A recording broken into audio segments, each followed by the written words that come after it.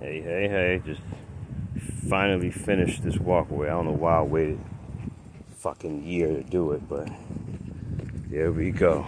I put these little side pieces on, put some P-rocks under it, smashed it down to stabilize the dirt, and then put concrete. And then that's it. So yeah.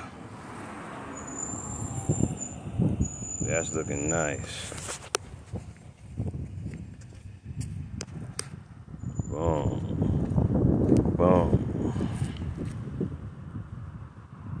Put those barriers over. The barriers prevents this tree right here. This tree from my neighbor, it just, all the leaves just goes right onto my grass and nowhere else but my grass. That's kind of fucked up. So I had to put this barrier, and now ever since I put these little barriers up and shit like that, it catches all the leaves, and now the grass is starting to look all nicer and nicer. So starting to grow.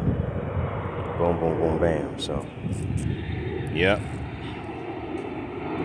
So did this one as well. I have somewhere to put my trash cans instead of setting trash cans on the grass like everybody else. I'm the only one on the block or in the whole fucking neighborhood really who got something to put the trash on. So